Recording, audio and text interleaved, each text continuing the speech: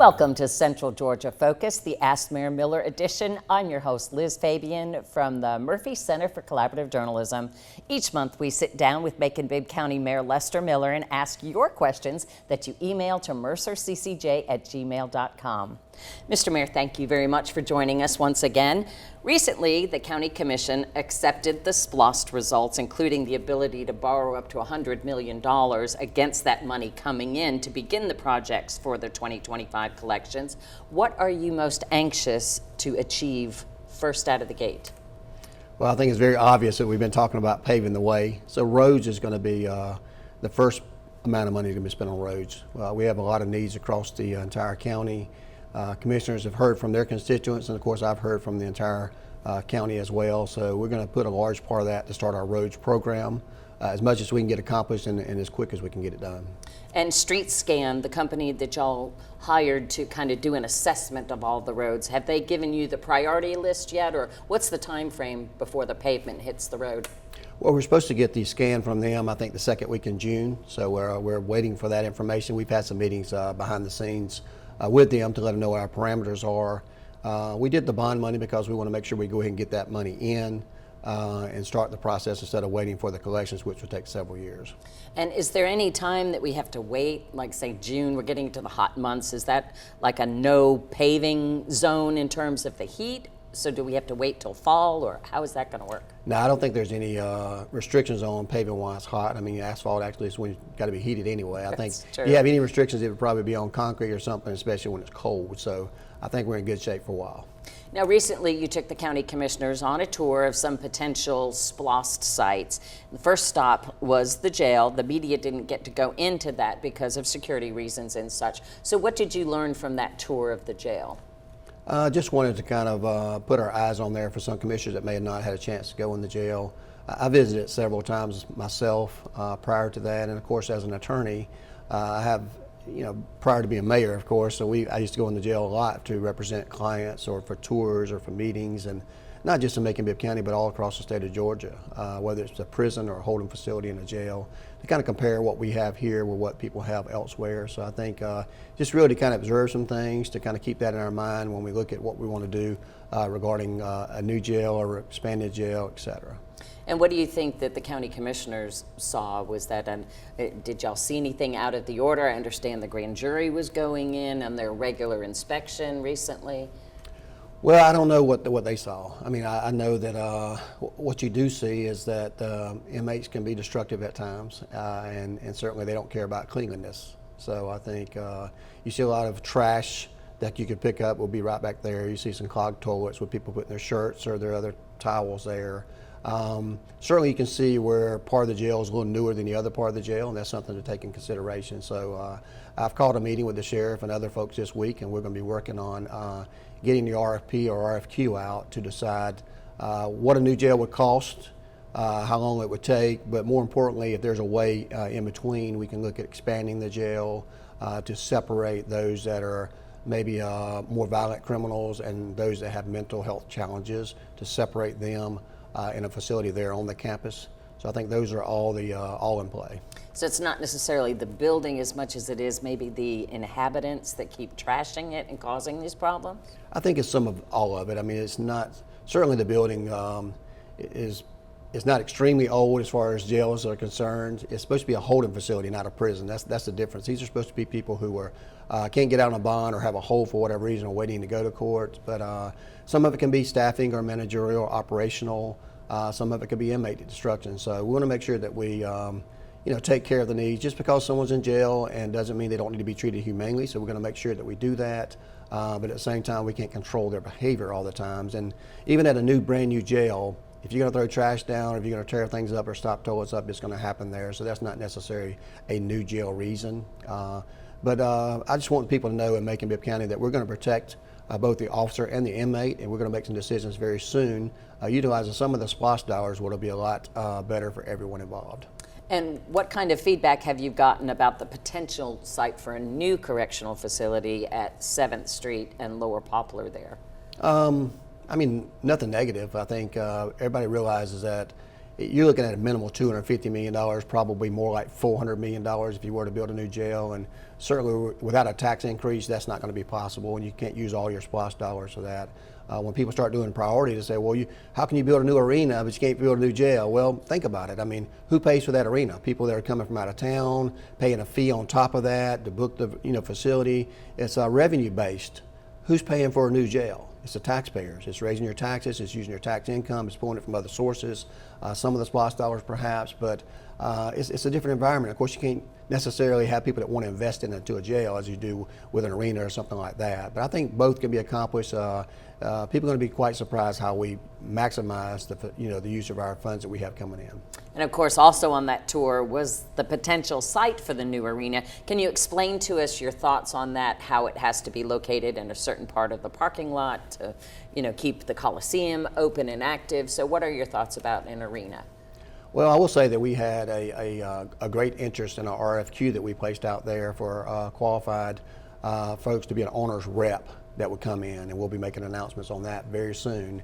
But there's only a couple spots on the property itself that you can put a new arena, where the Chamber of Commerce was at or back toward where Piedmont is at, or two locations that you can put it there. What you don't want to do is to tear down the Coliseum without having a new arena built, because you'll lose that revenue for 2 or 3, 4 years.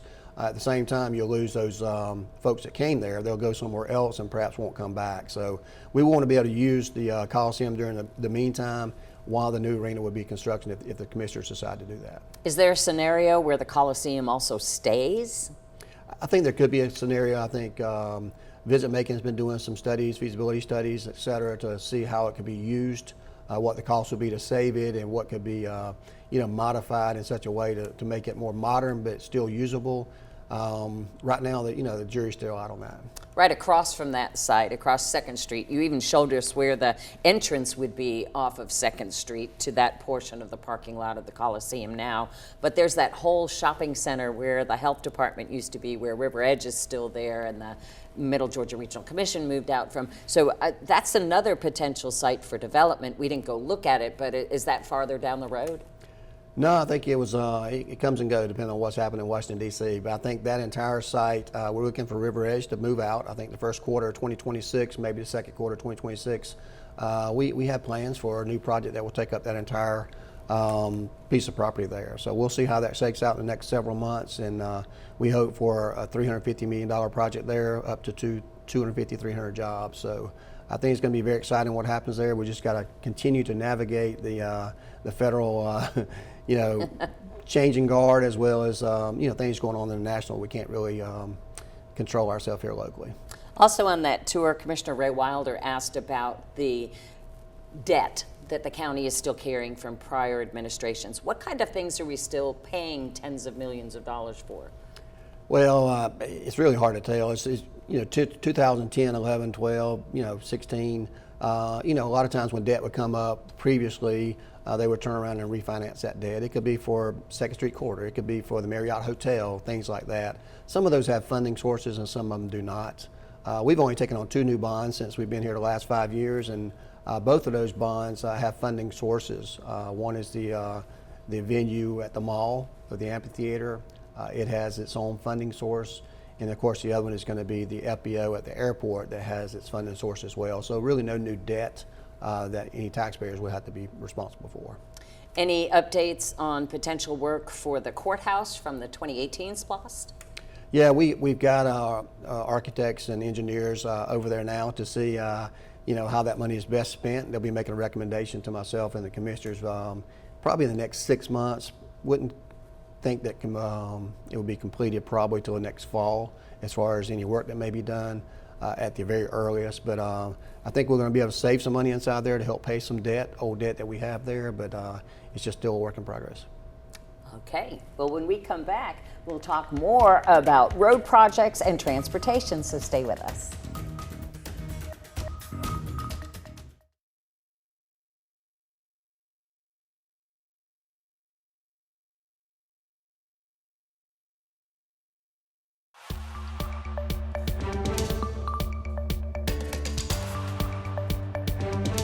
Welcome back to Central Georgia Focus, the Ask Mayor Miller edition, where you have the opportunity to ask questions of Mayor Lester Miller. We do have one from John Montgomery.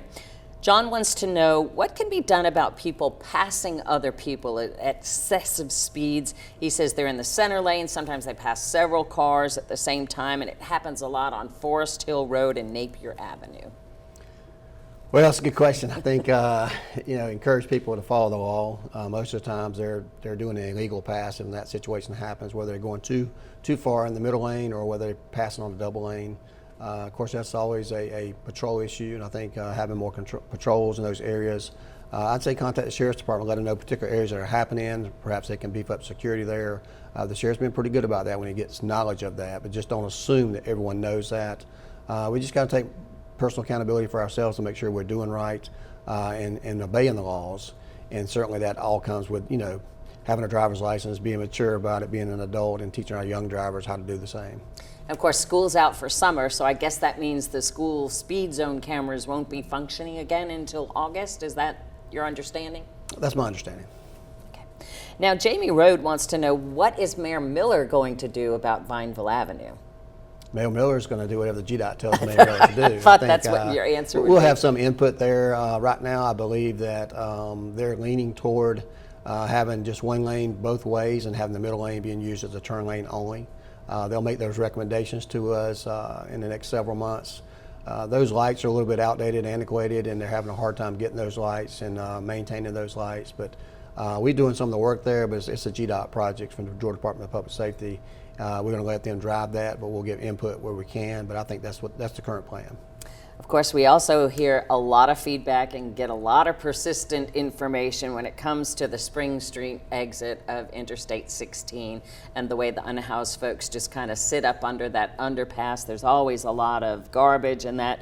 What can GDOT do? Because that's their responsibility, right, in that area, to keep that clean during all that construction. Well, we've actually went out there and cleaned that probably 100 times in the last 4 years ourselves. People don't understand the law. I think there's some state ordinance when you're on their property there that you can, if someone's there camping out, if that's the term they use for camping, doesn't have to be for any specific amount of time. You certainly can have them move there and perhaps give them a citation. But honestly, until that overpass is complete and the work's been done there probably the next 16 to 18 months, it's very hard to enforce. You've only got one way across there, and certainly that's it's been a challenge for a while. I know it's going to get better as soon as we have both the Renaissance on the River project as well as that interstate being completed there. A lot more easily manageable property there. Code enforcement is going to be doing some natural patrolling through that area there with the ATVs that we got, but you can't navigate those safely right now with all the construction going on. So I think you'll see a lot more enforcement there. We continue to help people out through our Brookdale Resource Center and all the other partners we have. So we are making a dent in those that are experiencing homelessness, and we're going to continue to do that. But that's just a log jam right there, that particular area, and it's one of the first things people see coming into the community. Also, I think when the interstate gets through, 2nd Street will be your new entrance there. You won't have that problem there when you come off the interstate there, so that'll probably lighten the load as well. And also these urban campsites that you mentioned, they keep popping up. Even Governor Gavin Newsom from California wants the municipalities to outlaw them. So what can be done under our current laws? We've seen them cropping up on that Renaissance property again.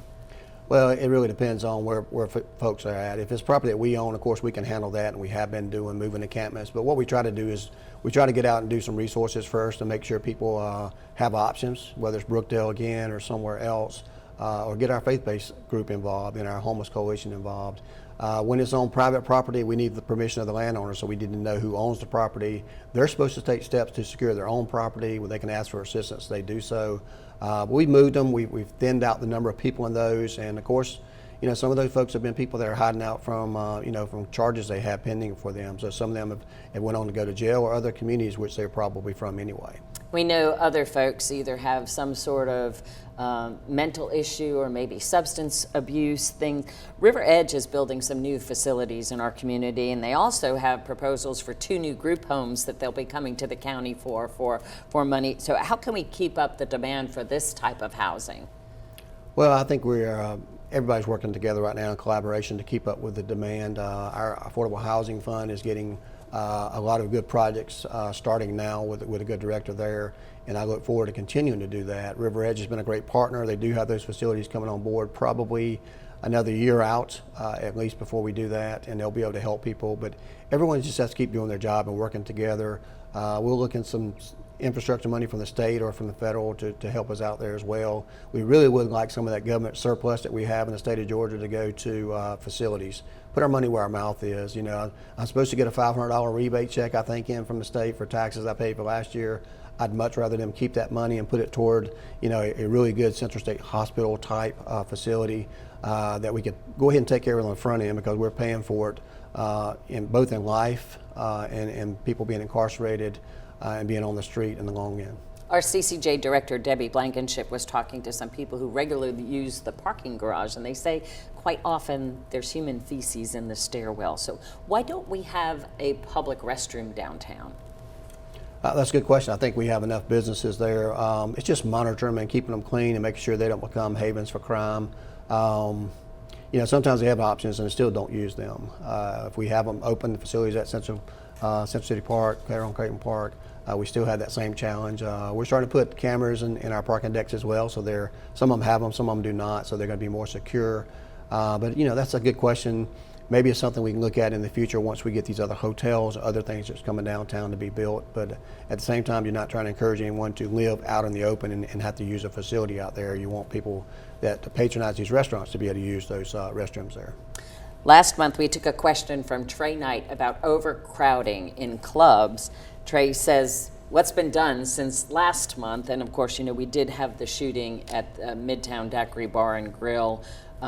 Did that have anything to do with crowds that you know of? No, I think that's, if you trace that particular situation, retaliation situation, I think it's what it's going to end up being. For the last several years, you're going to see that it's been a back and forth for quite a while on that one particular incident there on Anthony Road, and all that's probably linked together. Typically, I don't comment on items that are under investigation, but it didn't have anything to do with overcrowding bars. But I think they're going to continue to. We've talked to the fire department, and the sheriff knows it's on the radar to make sure that we all do our job to make sure that we don't have a dangerous situation inside the clubs.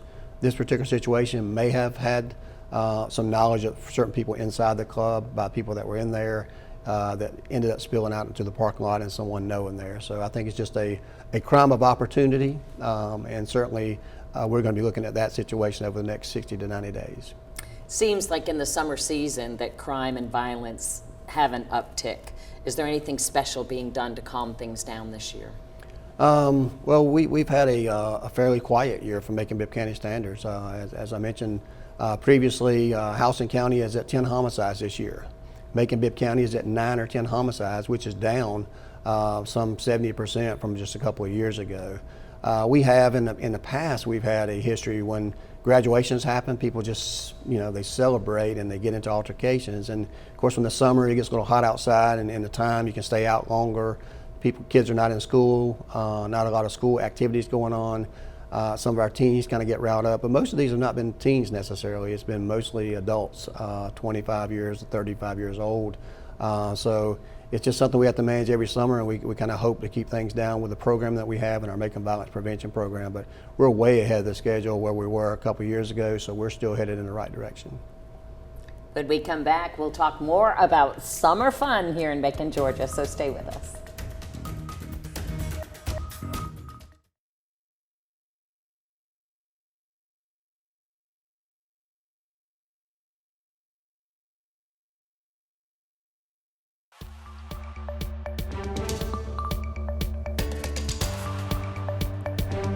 Thanks for staying with us for Central Georgia Focus, the Ask Mayor Miller edition.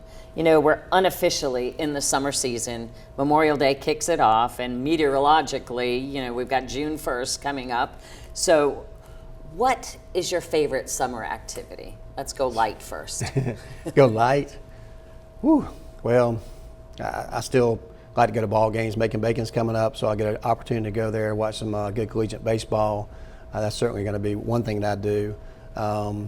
like going swimming, going to the lake out at Towasoffke and other places. So I think we'll usually hit that a few times before we try to take a little mini vacation somewhere to the beach. Since we last spoke, there was a public meeting out at Lake Towasoffke about planned developments there, planned enhancements. You attended that meeting. Were you surprised by any of the public comments? What was the general overall atmosphere? Well, I think I was unable to attend that meeting. We had about 4 different things going on that evening. Regional Commission, OMPPI, I mean, we had, but Raymond Wilder, the commissioner for that district, mostly in that area there, was there. We had Dr. Moffitt was there, several other of our county employees that I was keeping moment by moment questions on. Some folks there that about 80% of the people there seem to be very supportive, asking great questions. There's always about 10 or 20% that, love to have a project just not in my backyard kind of a thing. So I think it's very preliminary what we're looking at. Someone's willing to make a $25 million investment so our taxpayers don't have to. It doesn't create any undue burdens on our taxpayers here because they would still enjoy the great and low rate they have, but it gives us a chance to improve the facilities we have, make it more attractive, to give the whole county a benefit, both financially and aesthetically.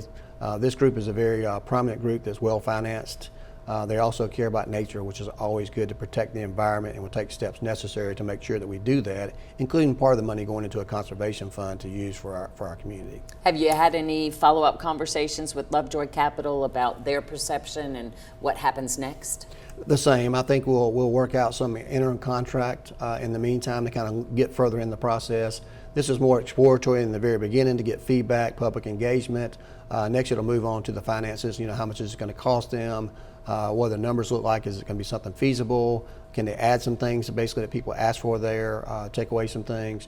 A lot of people are talking about the silt in Lake Towasoffke. Well, there's certain responsibilities as a person that lives on the lake to do those things when the water is down, and certainly, but some of the money could be used to upgrade those types of things for dredging and other things. So I think there's a lot of great conversations going on. I think we'll have a preliminary contract for consideration, whether I sign it myself because it's not binding on the county, or whether we bring it forth to commission at a later time. So I think we'll move up to the next stage of that. In other communities, it's taken them probably 3 to 6 months to do that, so I could expect that the next thing to happen. Unfortunately, we also had a drowning and 2 other youngsters were hospitalized at the same place where a Macon-Bibb County fire recruit drowned, saving 3 people, 3 youngsters a few years back. So that's not a beach area. It's right there off the bridge on Mosley-Dixon, and there's like ducks and such. So what can be done to keep those non-swimming areas safe? I don't know if anything else can be done, to be honest with you. I certainly don't want to cast dispersions on someone who's lost their child, and I know it's a very serious situation. We have plenty of signs there that said no swimming. Everybody knows you're not supposed to swim there. Whether it looks shallow, but boats come through there all the time, go underneath the bridge and overpass there. We just got to educate people and make sure they follow the law, and be a little bit more diligent about making sure they don't stay out there. But you can't go back and just make up a bunch of laws and reinvent the wheel when you have an incident like this. You can learn from the mistakes and see if there's some things you can do, low-hanging fruit to address those things. But really, people are going to have to be accountable for following the law and doing what they're supposed to do, and hope this situation doesn't repeat itself again. Now we're turning to blight. It seems like it's been a subject. It doesn't come up as much anymore because we see progress being made. But Jay Wright wants to know, what's the status of the old Jesse Rice Elementary School? A few years ago, the school system sold that school and the Neal Academy on Hollis Road in Hightower for some sort of housing. I haven't seen anything yet. Do you know, is that just stalled? Well, I'm pretty sure they sold the properties, both properties, to a third party who are trying to go through the process. Still, they're in a challenging environment with getting materials and laborers and things like that. So you'd have to ask the school system, but really I think the only folks that are responsible for this at this time is the owners of it. Well, that's all the time we have. Thanks for joining us.